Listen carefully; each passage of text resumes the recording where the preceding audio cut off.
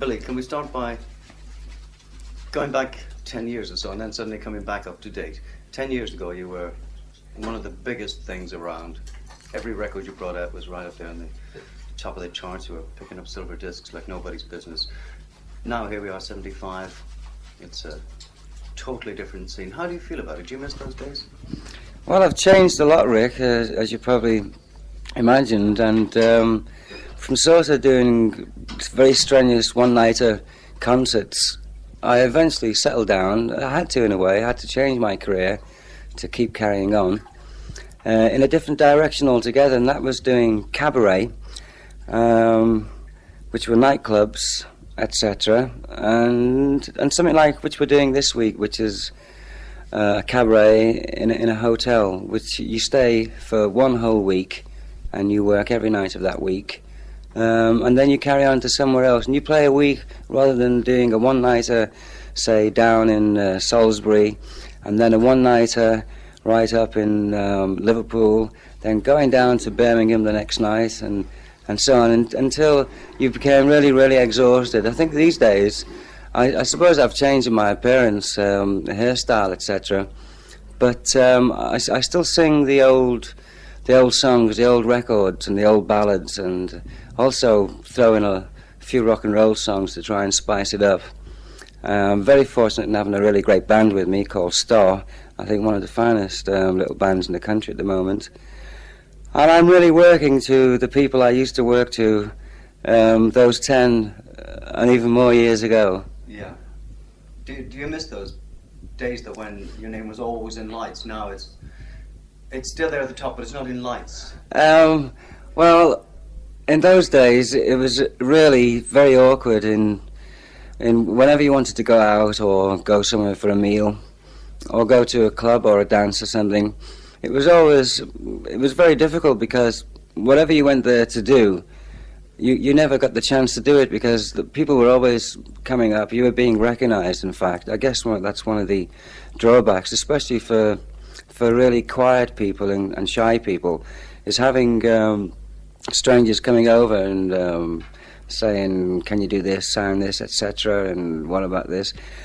And you found that you kind of leave your meal. It would get cold while you were talking to people. And after a while you become, well, I did anyway, I became very paranoid and didn't go out very much. In fact, the only times I really used to go out was really late at night, after midnight, and I'd go for a drive in the car or something like that. I always used to like driving. But these days, it's taken me about 2 or 3 years to get back to the guy I used to be, where I'd go out and I could go to nature reserves, I could go to zoos, I could have meals, I could go boating. In fact, I can do anything that anyone else can do, and I really, really do enjoy it these days, especially with having sort of two kind of lives running at the same time, and one is to be able to go out and mix with people and occasionally be recognized, but the paranoia is gone because I can just move about like anybody else, which I enjoy very much.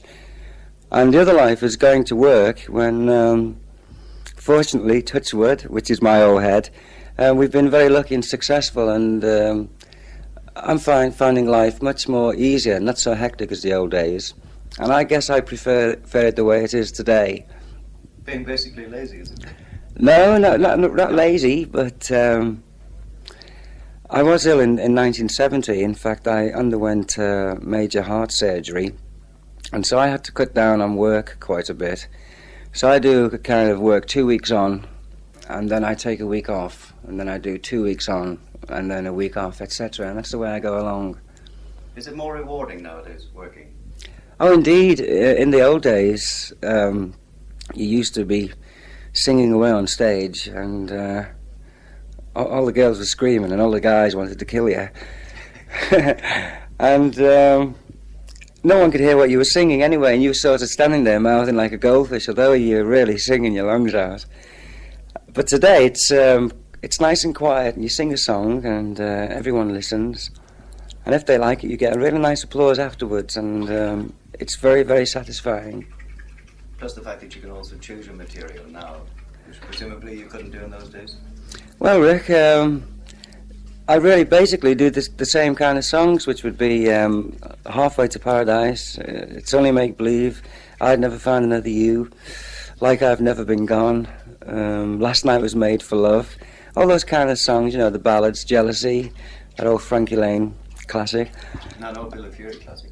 Well, you know, I took it from Frankie Lane. I used to really like Frankie Lane when I was a youngster, and I was pleased to do the song Jealousy, and when it was a hit, I was really, really pleased about it because I really dug Frankie Lane, and I liked the song particularly. That's the old tango one. Yeah. And then we throw some rock and roll in, which I do enjoy.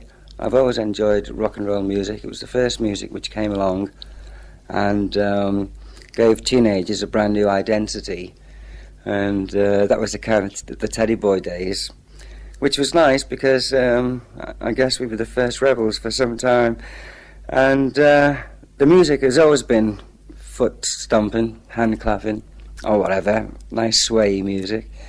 And we throw different rock and roll numbers in it every now and again. We change it. We do things like Sweet Little 16, Johnny Be Good, That's All Right Mama, a few Ray Charles things, and My Babe, that old Ricky Nelson song. I particularly like that one. Yeah. Changing from music, incidentally, of all those songs which you've mentioned, your old hits, Yes. start off about a dozen. Which is your particular favourite? Goodness me.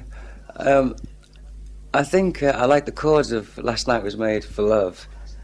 And there's another one which I like the chords of. It had the kind of an orchestral backing, kind of classical. And it was called When Will You Say I Love You. But I'm also at the moment doing a nice song which was written, in fact, by a girl called Carole King, called Will You Still Love Me Tomorrow, recorded by the old band called the Shirelles. I'm doing that one at the moment. That's the latest one for me to slot into the act, and probably therefore the reason why I enjoy it most at the moment. I see, but what about the big hits like Halfway to Paradise? Yeah, I like doing Halfway to Paradise, of course I do. Sometimes it gets a bit mechanical, so we changed the arrangement slightly this week, and we've added some strings. They're not actually strings. It's played on a keyboard, but you can get different sounds. You can get trumpets, saxophones, and even drums if you want to. But on Halfway to Paradise, at the moment, we have a string effect on them, which makes the whole thing seem to come alive that much more. Right. Getting away from the music then, how about this ornithology business? Is that still going? Is that really a part of your life, or is that publicity? It is a great part of my life. I've run various wildlife farms and sort of rescue operations where I've taken in all the birds locally found by the locals since about 1966, 67. I moved out of London after moving there from Liverpool into the Surrey countryside and later on further out into Sussex, and I've always had a wild bird winter feeding station, whereas I feed all the finches with mixed seeds and the blue tits and grey tits, no laughing lads, and the long-tailed tits, cold tits and marsh tits. I've fed those on nuts and soft food which I make myself during the winter. I find it very satisfying to have all these wild creatures, and the birds I think are particularly beautiful. And at the same time, I took up photography, and I photographed birds at the winter feeding station, and also in the spring and summer, I photographed them at the nest sites. And at the moment, I'm busy trying to get it together.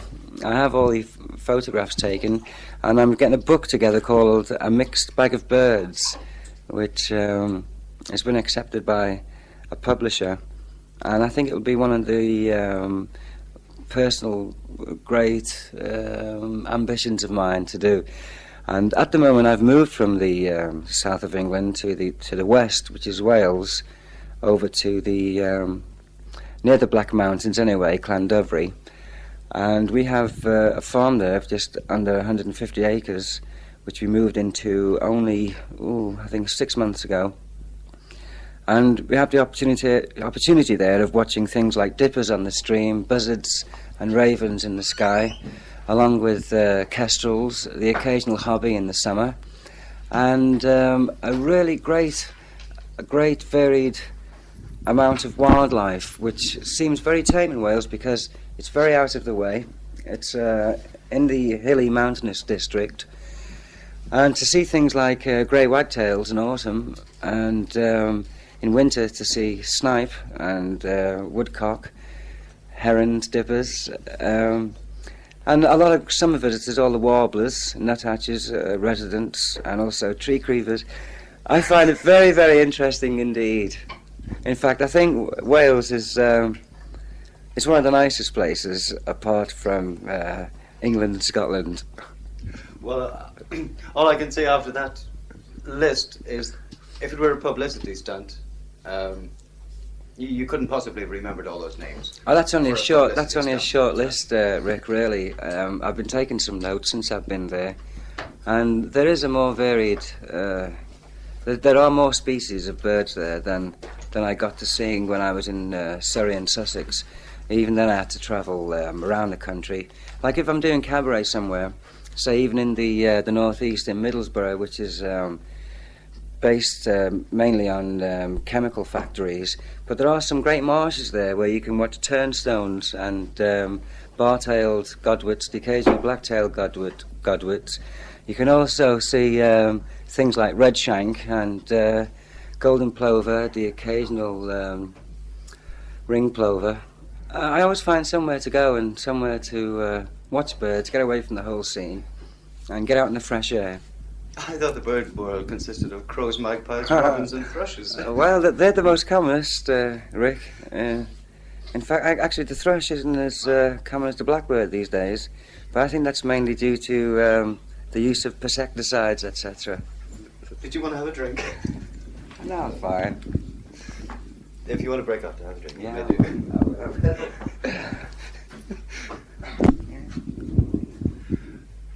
Right then, you've already given me permission to mention Anselmo. Whatever happened to it? It was successful for a while, and then you dropped it. Well, it was successful for a while, and then I lost a lot of money on it. And in fact, I had two horses. There was Anselmo, which I bought in partnership, by the way. I think it was widely understood that I bought it entirely on my own, but it was in partnership with someone else. And another horse called First Rate Pirate. Well, these were trained by a guy called Keith Piggott, which is Lester Piggott's father. And I used to go down to see the horses. I've always had dogs, and I like the horses a lot. I don't ride very well. In fact, I'm a very bad rider, but I do enjoy getting on a horse for a while. But you couldn't sort of ride these horses. It was a strange situation, a strange setup. Whereas you went down to see them, and the stable girl was there, and she took the horse here, and the horse knew her very well. She gave him a pat, and when you went near him, you were a complete stranger, and it wasn't really enjoyable. It's not like owning your own personal horse for riding. They look on it as a piece of business, you know, and nothing more. Anyway, as I was saying, that they were unsuccessful after a period, and I was very fortunate in meeting this American guy who was over here trying to buy some good bloodstock to take back to America for breeding. I was fortunate to be able to sell this guy the horse. He thought he was getting a deal, but anyway, I sold the horses to him because Anselmo did have. What was it? It was one of the Queen Mother's horses, Argyle or something like that. It had that blood in it, you know. So you've had no more ventures into the world of horse racing? No, not in the world of horse racing. No, not at all. Aside from music and ornithology, you don't have time for any other interest, do you? Or is there another hidden side? No, I don't think so. Just getting out and about and trying to fit everything in, such as trying to fit in a couple of days ornithology and looking after a few birds and animals and going out to the movies and playing records and occasional party. You know, just like everybody else, you don't know how you're going to fit it all in. Going quickly back to the old days again, at the time you were big, there was another guy who was moderately successful then. His name was Shane Fenton. Oh, Shane. Faded out a bit and has suddenly come back as Alvin Stardust. Forgetting about the amount of work that you have to put into having hit records, would you like to become another Alvin Stardust? Yes.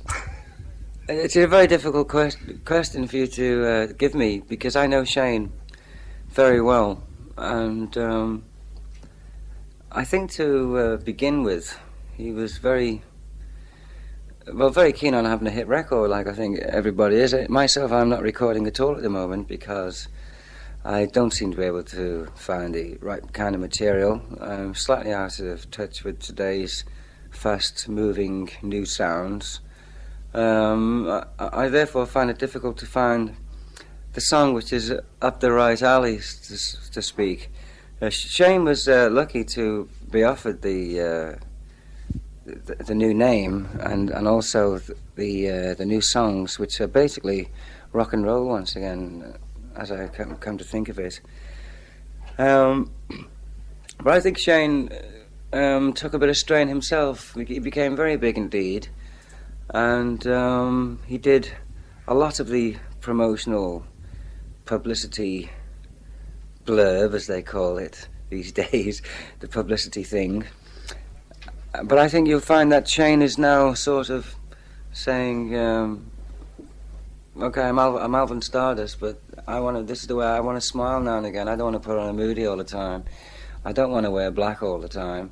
And he's getting out of that kind of stereotype he was put into. Yeah. It's weird, you know. Some people do get very successful, and they just feel that they have to change. I don't know why, but they just do. Maybe they have to when they get to a certain stage. They have to take a different avenue in their career, perhaps, like Tommy Steele did. I think the only really longest and most successful male singer has been Cliff Richard, who's carried on singing and gradually becoming the all-round entertainer sort of thing, and having hit records up to about 18 months ago, I think. And but remain a nice guy all the time. Always, that there are some nice people in the business, fortunately, and people who give their time to do charity shows, and they do a lot of things which they're not paid for, and people who've got time to spare, even if it's 10 minutes, to say hi and have a drink and go over the old days or whatever, or even just to say hi. Some people don't say hi these days, but I'm glad that Shane's done very well. He was always a nice guy. He was in a movie with me long ago. Right. Finally, Billy, for the folks in Germany, you tell me you're likely to be going out there very soon. I have been approached by to do with the forces. I think it's the RAF camps and bases, and it's something which a lot of people in the business I've spoken to have been out in Germany, and they've been treated very well by the lads, and looked after very nicely, and it seems to me that it's a really great place to go, and I'm hoping that all this is set up for when it's supposed to be arranged, which is the end of next year. I really hope this comes off and I'll be able to get over Germany, a place which I haven't been to. In fact, I haven't done much travelling abroad at all, except for holidays, and I've done a couple of TVs in Holland, and I've been over to Luxembourg to do Radio Luxembourg, of course. Brought back a few wooden clocks, but I've never been to Germany.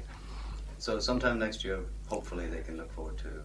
I'm very hopefully looking forward to going over to Germany and entertaining the forces over there and having a good time too. I believe you have a very, very good time. It is possible to have a good time now and again. Yeah. Then I shall have it. Finally, Billy, thank you very much indeed. It's been very nice of you to give up your time. You're welcome, Rick, any old time. Take care.